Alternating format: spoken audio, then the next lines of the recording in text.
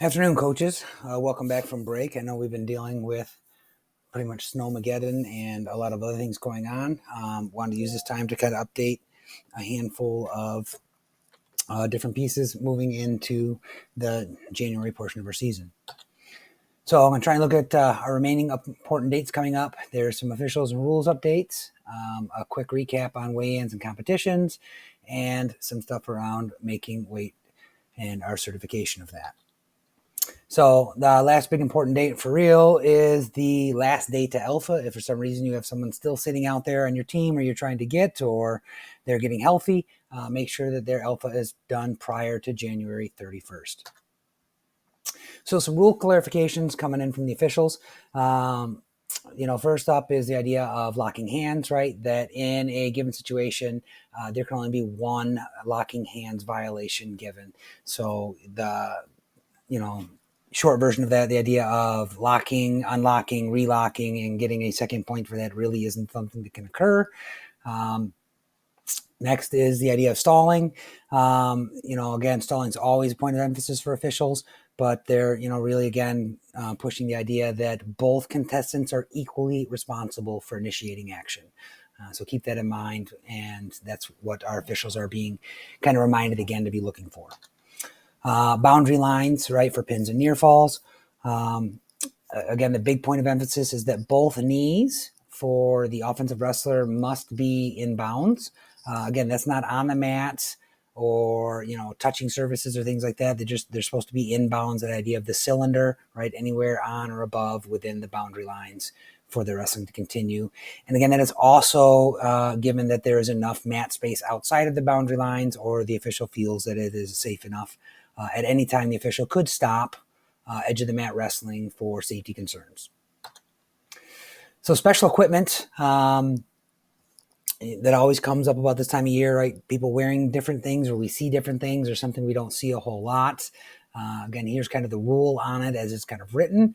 If you have obviously something very specific, make sure that you are contacting the MWA and getting things in writing about that. So compression knee braces, right? They don't require a manufacturer pad to be legal, right? It generally doesn't extend past where it should anyways. There's going to be some slides coming up here in a second giving some examples of a few different things. No waivers needed as long as the special equipment meets the standard criteria that's there. But if there's something that you think is outside of that, make sure that you are checking on that. Officials are kind of being said, hey, if they're confident that their wrestler that is stepping out doesn't have equipment that meets that rules, they're not supposed to allow them to compete with that equipment. So make sure we're kind of being vigilant on that front. The final call on that equipment, when there is not a note from the MHSAA on some of the equipment, is decided by the referee at the site. So again, that is something that is being reminded to the officials. So here's some examples of knee pads and sleeves. 100% allowed are any of those type of knee pads that we see. Those are very standard ones for the most part. And then one of the knee sleeves there in the lower left. Some things that are not allowed, right? So these are not allowed by the rules are the pants with a single sleeve that are connected. The large logo sleeves like that Nike one on the right. So if you have wrestlers competing in those things, you may want to let them know or try and move into things that are compliant. Knee sleeves tend to continue to be an area of issue. Competitions in a week. That has been something that's coming up, especially with a lot of the cancellations, the snow, the cold weather. So I want to kind of retouch on that. There's obviously tons of different understandings of what it is or what it isn't. Always you can confer with your AD or have your AD confer with the state if you are making some schedule changes that you are unsure with. But general rules of thumb, right? A school cannot compete more than 3 times in a given week. That is still a thing. No more than 2 of those can be on the day that precedes a school day. I essentially Sunday through Thursday, there's not a lot of Sunday competitions, but our weekday duels and quads, you couldn't have 3 of those if they precede a school day. And then a wrestler can't compete more than 10 matches in a 2-day period. That may come up on like a Friday, Saturday, or if you had a Saturday, Sunday type idea. Especially be careful of this with the now option in some of the individual tournaments to get that 6th match. If you were at a Friday event for some reason and that wrestler had 5 full matches there, and then you go to a Saturday invitational and that 6th match is coming up, even though they would be allowed to wrestle that 6th match under a new 6 matches in a day rule, they would not be allowed to wrestle that if that is their 11th match in a 2-day period. So be careful of that as you guys are trying to fill in and catch up any lost competitions.